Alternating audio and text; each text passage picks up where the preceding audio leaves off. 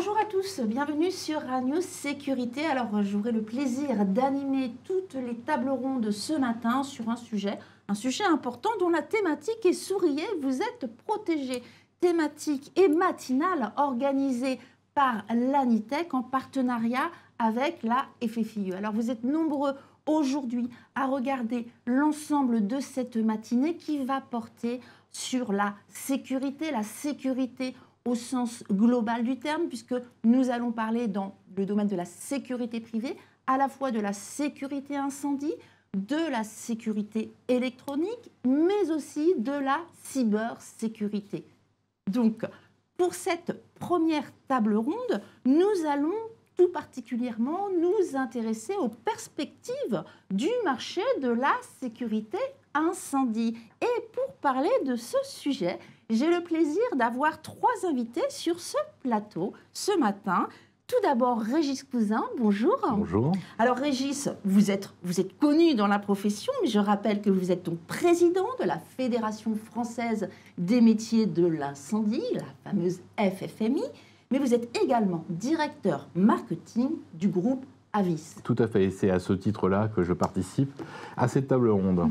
Exactement. Un beau groupe qui a une quarantaine d'années d'existence aujourd'hui, même un petit peu plus de 40 ans, et qui est reconnu pour son expérience et ses savoir-faire, justement en sécurité incendie bâtimentaire.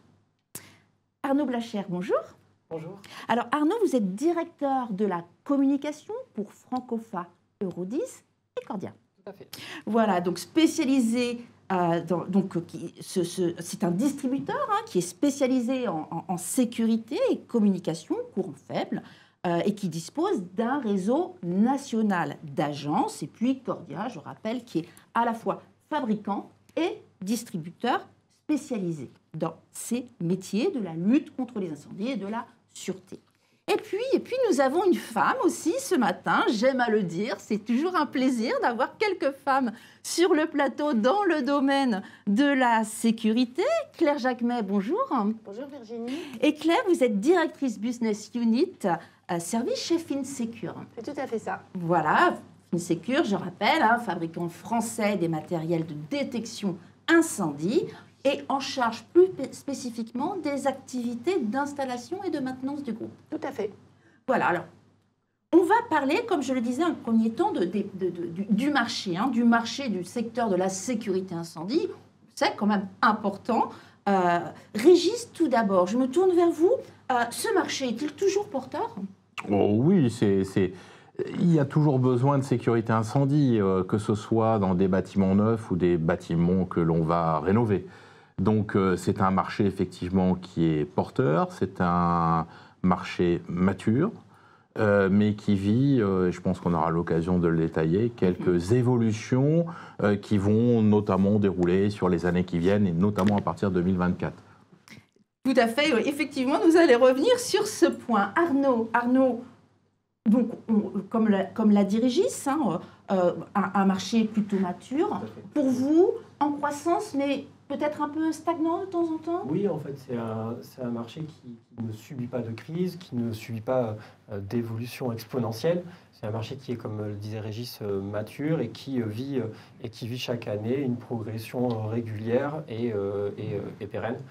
C'est vraiment un marché qui perdure et qui perdure bien. Et vous aimez à dire que c'est un placement raisonnable, entre guillemets. Oui, tout à fait. On est sur un métier où, effectivement, comme le disait Régis, on a toujours besoin de sécurité incendie. Et bon an, mal an, malgré tout ce qui peut se passer et tous les événements qui peuvent se passer, il y aura toujours besoin de sécurité incendie sur les nouveaux bâtiments et en maintenance sur les bâtiments qui sont déjà installés. Donc c'est quelque chose qui devrait perdurer. Alors on le sait, on va parler sécurité, comme je le disais tout à l'heure, au sens global du terme. Le marché de la sécurité incendie est quand même un marché qui a été tout de suite très encadré, contrairement à d'autres marchés. Régis, vous pourriez revenir sur cet encadrement qui a été... Alors, il va falloir que je fasse très très court, parce que là, autrement, on peut y passer une journée. Effectivement, non, mais on a une approche qui est très, très empirique. En fait, on a essayé de réglementer, d'encadrer, d'apporter des solutions, généralement à chaque fois après le grand sinistre. Les plus connus, il y a sans remonter trop loin, mais il y a les nouvelles galeries de Marseille, il y a Pailleron, il y a également le 5-7, il y a Lubrizol. À chaque fois, ça a généré une nouvelle couche réglementaire. Cette couche réglementaire fait appel, et c'est un peu la particularité du monde de la sécurité incendie, à l'application de normes techniques, que ce soit sur les matériels ou sur les services, c'est-à-dire l'installation et la maintenance, et qui à chaque fois donne l'occasion et l'opportunité de déployer des savoir-faire attestés par une tierce partie indépendante. C'est-à-dire, et j'en termine, que ce ne sont pas les acteurs de marché qui s'auto-certifient en disant « nous sommes bons », ce sont des organismes indépendants qui vont justement attester de la bonne qualité, que ce soit sur les produits, les systèmes ou les services associés. Et c'est important de le rappeler que ce sont bien des organismes indépendants, effectivement clairs. Alors, comme le disait Régis, des certifications qui existent depuis longtemps, parce qu'il y a l'actualité qui a entraîné ceci. Elles sont plutôt nombreuses, parfois peut-être un peu complexes à identifier, mais certaines sont... et même la majorité sont toutes là, on peut le dire, pour garantir une qualité de prestations et de services pour la sécurité incendie. Parmi elles, il y a cette fameuse certification APSAD. Est-ce qu'on peut dire qu'il y a de plus en plus d'entreprises certifiées APSAD? Alors, moi, je participe au comité APSAD 17F7 et en fait, on constate de plus en plus de candidats aux certifications, puisque en fait, c'est le fait d'être certifié APSAD 17F7, cela prouve et montre au marché que vous avez une compétence réelle dans ce métier de la sécurité incendie. Oui, c'est ça. Donc aujourd'hui, il y a de plus en plus de certifiés. Aujourd'hui, il y a 160 entreprises qui sont certifiées APSAD 17F7. Ce qui est intéressant de voir, c'est qu'il y en avait 140 en 2020. Donc ça veut dire qu'il y a plus de 15% d'entreprises entre 2020 et 2023 qui se sont certifiées. Mais ce qui est encore plus intéressant, c'est de se dire qu'en 2013, donc il y a 10 ans, il n'y en avait que 135. Donc en fait, entre 135 et 140, il y a eu très peu de nouveaux certifiés. Et depuis ces dernières années, alors est-ce que c'est lié C'est ce que j'allais vous demander. Je ne sais pas. Vous n'avez pas les raisons. Peut-être, mais en tout état de cause, je pense que c'est surtout que le marché a évolué sur un marché de professionnels. Oui. C'est-à-dire être certifié, ça veut dire être professionnel. Et l'autre point, c'est que nous, au niveau de l'ANITEC, par exemple, nous allons aider les entreprises qui sont nos adhérentes, celles de l'ANITEC et de la FFIE, à mieux comprendre les démarches à effectuer pour avoir encore plus de certifiés. Est-ce que vous notez une typologie, pardon, excusez-moi, est-ce que vous notez une typologie d'acteurs qui vont plus facilement vers la certification ou... Alors, évidemment, pour être certifié, il faut déjà être souvent, on pense, qualifié, certifié ISO 9001, etc., etc. Mais ce que l'on constate, c'est qu'il y a de plus en plus d'entreprises petites et moyennes qui vont vers la certification. Parce qu'en fait, le CNPP s'est aussi mis à la hauteur, s'est mis aussi à aider les entreprises plus petites à être certifiées. Donc, il ne faut pas avoir peur de la certification. C'est vraiment quelque chose qui correspond au métier. Est-ce que le coût est un frein pour certains acteurs? Oui, ça peut être un coût, mais derrière, il y a aussi un retour sur investissement. Puisqu'à partir du moment où vous vous positionnez comme certifié sur le marché, bien évidemment, vous rentrez dans des contraintes qui peuvent être posées par des marchés, des appels d'offres, etc., qui demandent des entreprises certifiées. C'est quelque chose de plus en plus demandé aujourd'hui? Oui. Donc, en règle générale, les entreprises certifiées peuvent gagner plus facilement, plus aisément certains marchés.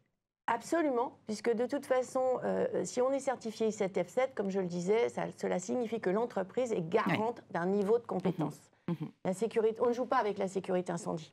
Voilà. Donc le client final ne joue pas avec la sécurité incendie, l'installateur non plus. Donc en l'occurrence, faire appel à une entreprise certifiée, c'est quand même un gain de succès. Alors on va revenir quelques années en arrière. Vous disiez, on est quand même tenu de par la loi et on ne rit pas avec l'incendie, bien évidemment. On a vu certains drames, malheureusement. Je vais revenir sur la loi du 9 mars 2010, qui a été réellement appliquée, surtout en 2015, avec cette obligation d'installer ces fameux détecteurs de fumée dans les lieux d'habitation et ailleurs.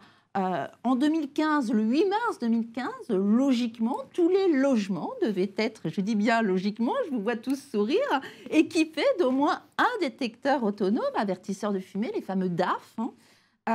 Et aujourd'hui, les DAF, eh bien, ça fait plus de 10 ans. Je crois qu'on est sur un renouvellement de marché. C'est bien ça? Ah oui, oui. Non, je croyais que... Oui, c'est un renouvellement du marché. Alors, il est exact qu'on sent le marché frémir, ça c'est incontestable. Aujourd'hui, on est sollicité, tous autant que nous sommes, par principalement les gestionnaires immobiliers, puisque en fait, les DAF devaient pouvoir fonctionner pendant 10 ans et que de plus en plus, il y a des soucis. Donc en fait, on est sollicité. Il y a 10 ans, ce marché a fait un flop du jour au lendemain. Donc en fait, tous les acteurs du marché sont assez prudents par rapport aux demandes qui sont faites sur les DAF aujourd'hui, puisqu'il y a des consultations sur des montants, des volumes très importants. Mais est-ce que cela va donner suite ou pas? En tout état de cause, c'est sûr qu'il y a un marché de renouvellement à venir. Il est clair. Tout à fait. Donc Arnaud, justement, en préparant cette émission, on en parlait.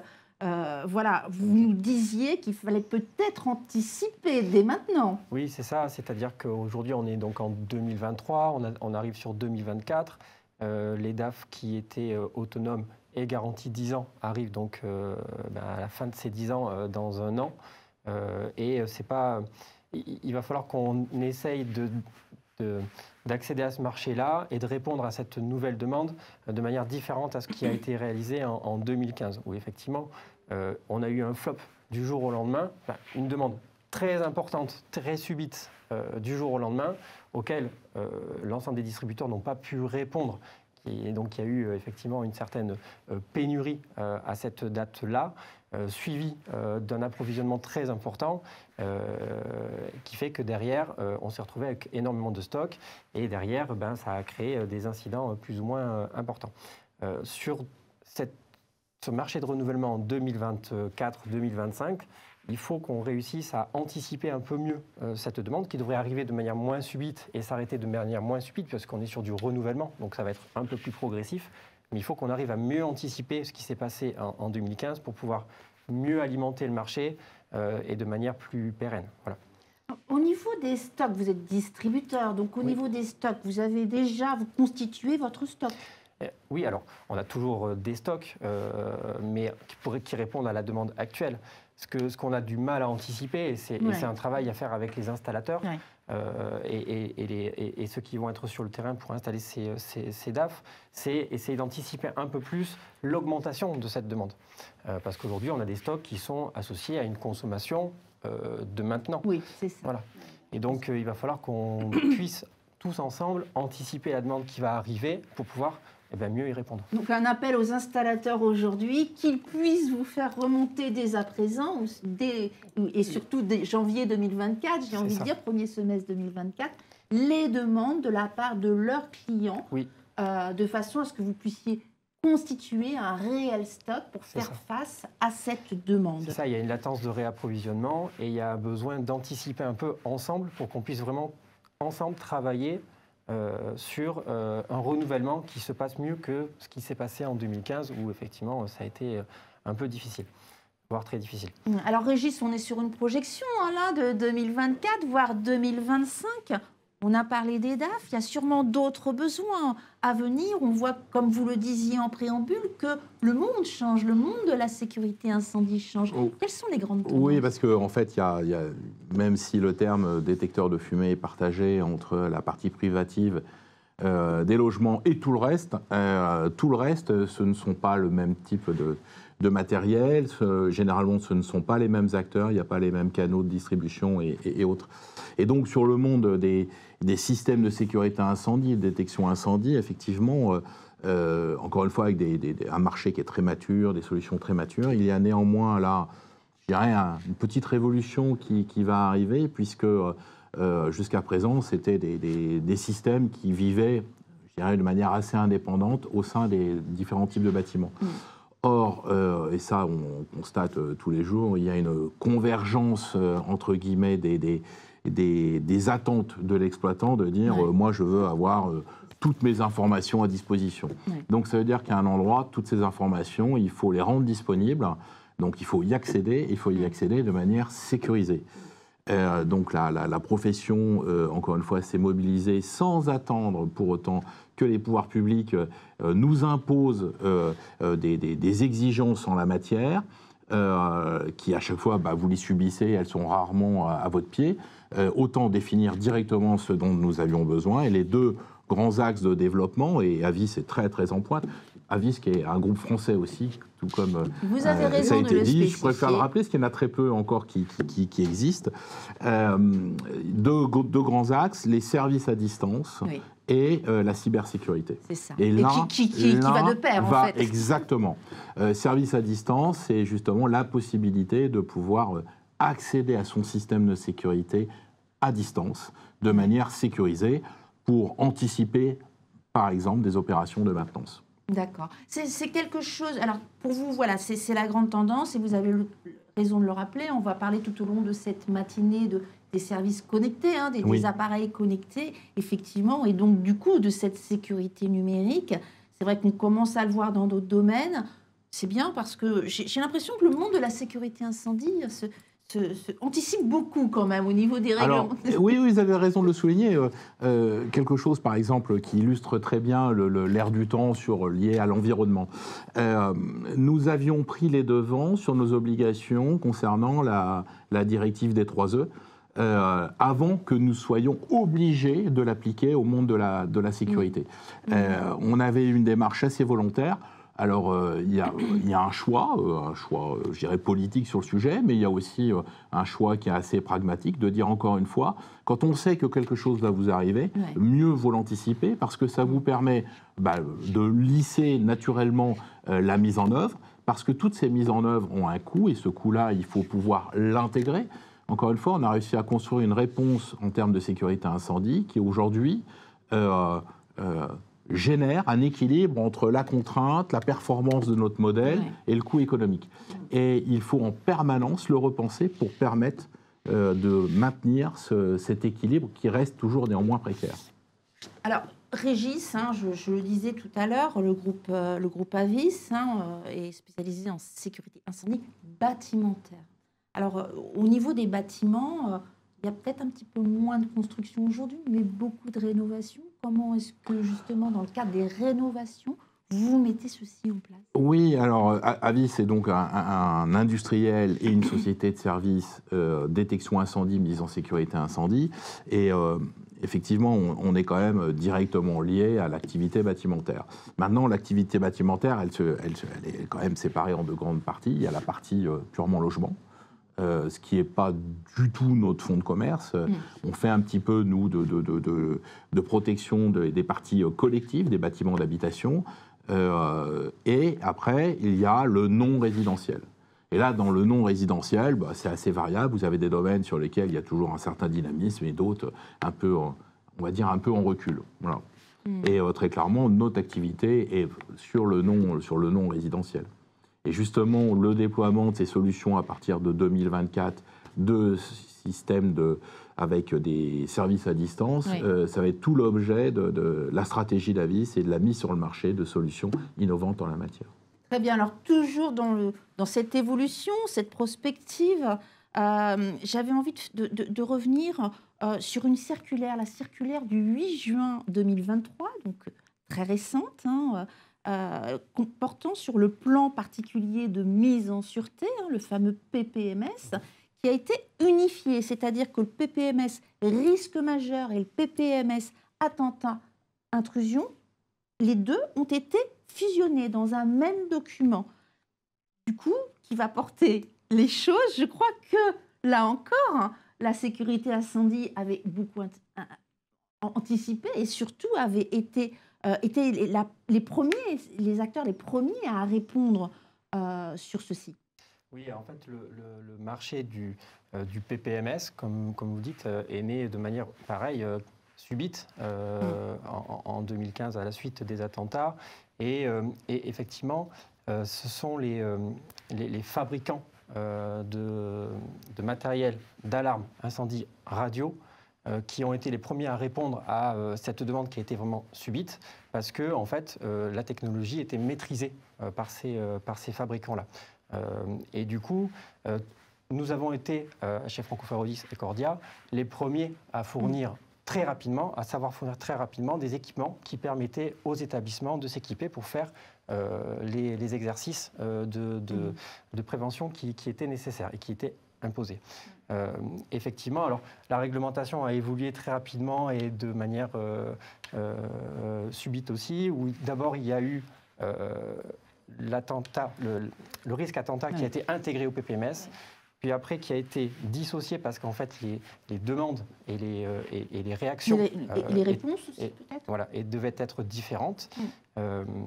Et donc, effectivement, ça a évolué comme ça. Aujourd'hui, ça a été réunifié, par souci de clarté, mais effectivement, la réglementation évolue régulièrement. Très bien. Alors, il y a un autre point que j'aimerais évoquer, et je me tourne vers vous, Claire, qui est le lien de ce marché avec les intégrateurs électriciens. Quelle place et quel rôle aujourd'hui les intégrateurs électriciens? Les intégrateurs et les électriciens sont ceux qui sont, je dirais, quasiment au cœur du système, c'est eux qui installent les systèmes de sécurité incendie dans les bâtiments, comme on le disait, chez les clients, dans l'industrie.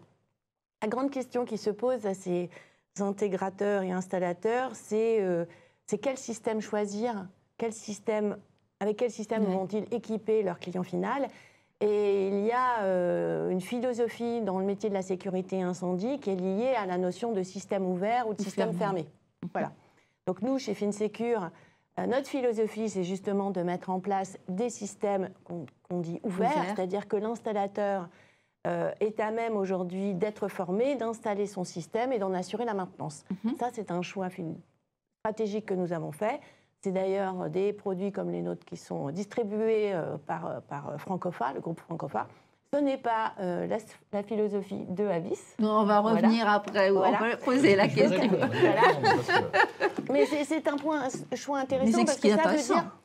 Non, ça veut dire que nous... pas totalement vrai, c'est pour ça. J'ai la délicatesse de laisser Claire on la laisse terminer. En l'occurrence, c'est quand même une réalité et que les électriciens et les intégrateurs, nos clients, et les adhérents de l'ANITEC et de la FFIE ont besoin de conseils en ce domaine. C'est ça. D'accord. Et que c'est un choix stratégique. Et des vraies attentes de leur part. Des vraies attentes, voilà. Donc du conseil par rapport à leurs capacités, leurs compétences et les besoins de leurs clients finaux. Tout à fait. Alors, on a vu voilà, un petit point, mais c'est ça qui est intéressant parce que, comme ceci, il y a de la place pour tout le monde. C'est-à-dire qu'il y en a effectivement qui vont rechercher des systèmes ouverts pour les raisons que vous avez évoquées, Claire. Vous, Régis, vous êtes davantage sur des systèmes fermés. Absolument pas, non. Alors, tout va bien. Qui est dit.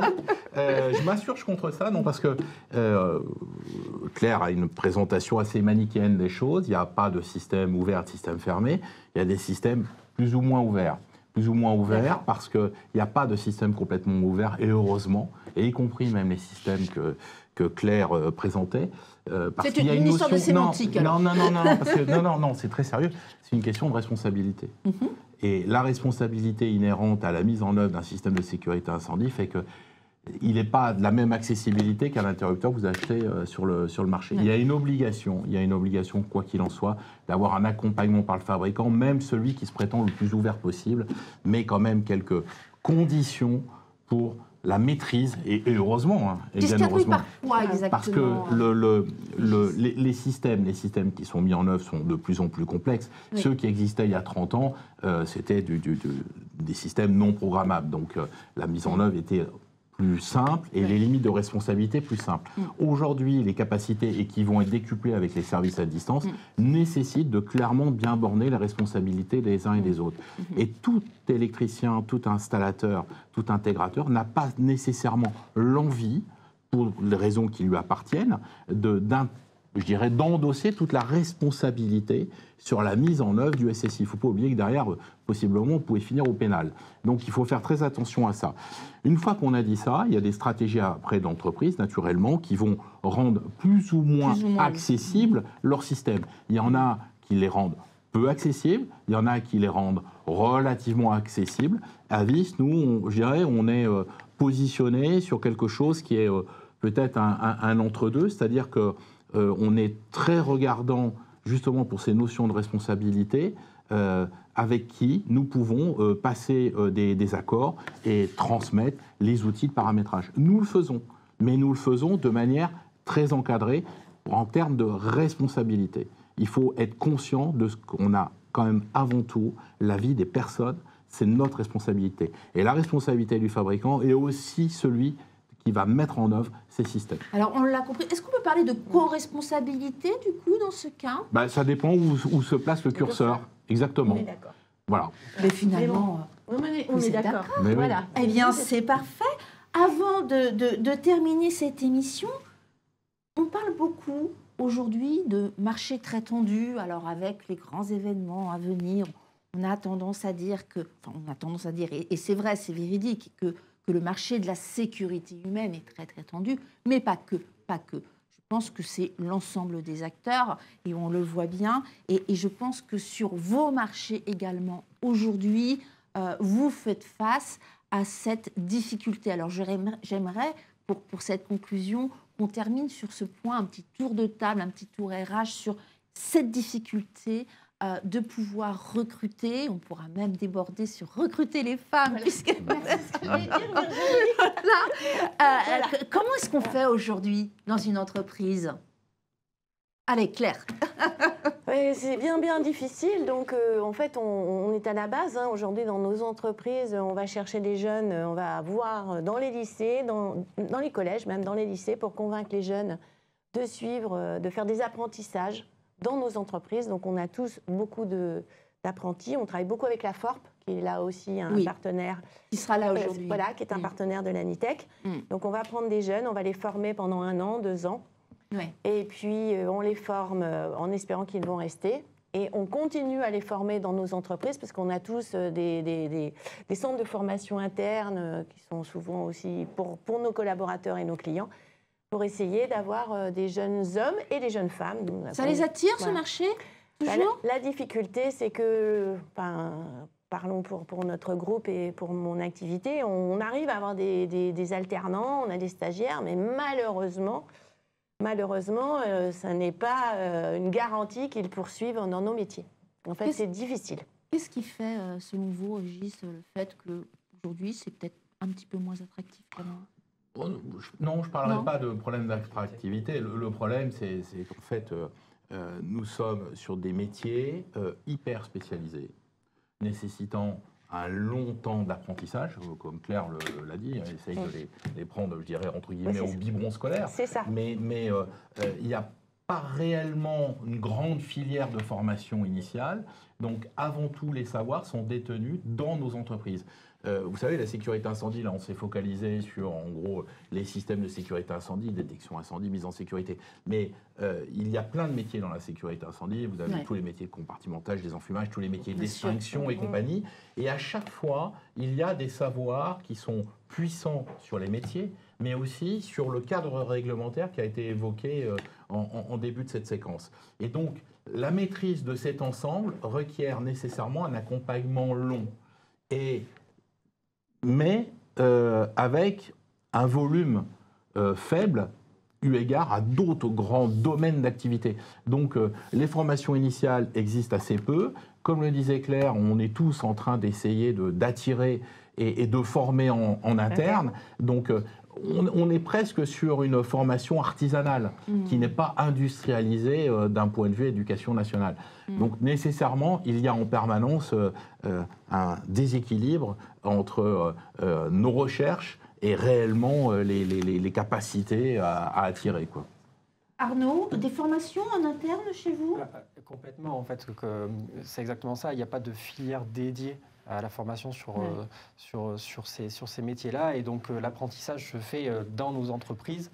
Et donc, nous, ce que l'on recherche, c'est d'abord des techniciens, des personnes qui ont un sérieux dans leur approche de leur travail. Et nous, après, nous leur apportons cette couche-là nécessaire, extrêmement indispensable, pour qu'ils puissent se spécialiser dans le marché de l'incendie et les différents marchés de l'incendie. Ça prend du temps et nous sommes constamment en train de former les personnes qui rentrent chez nous pour qu'ils puissent acquérir ces savoirs qui sont des savoirs puissants et qui sont très spécialisés. Et donc, des alternants, des étudiants qui sortent d'école, qu'on prend régulièrement et qu'on forme sur plusieurs années. Voilà. Donc ça, c'est le quotidien chez nous.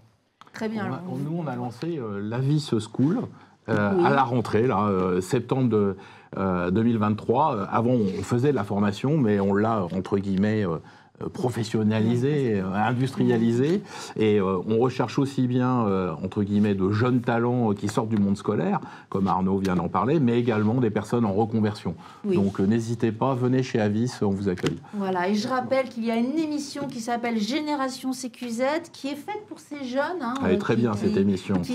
Qui sont en contrat de professionnalisation chez vous ou en stage. Et n'hésitez pas à les faire venir sur notre plateau pour justement mon fils porter aîné la avait été le premier à passer. Eh bien, c'est pour ça que j'ai une petite tendresse pour cette émission. Continuez surtout, il faut aider nos jeunes. Et continuez à nous en apporter, à nous en envoyer des jeunes comme ceci, parce que c'est comme ceci qu'on va apporter aussi la bonne parole en complémentarité avec tout ce que vous menez comme action au quotidien. Merci à vous trois, merci Claire, merci Régis, merci Virginie pour cette émission. Et puis, ne nous quittez pas, nous allons continuer avec 2-3 minutes de break pour une prochaine émission qui porte sur le désenfumage naturel, comment sauver des vies. À tout de suite sur Radio CQZ.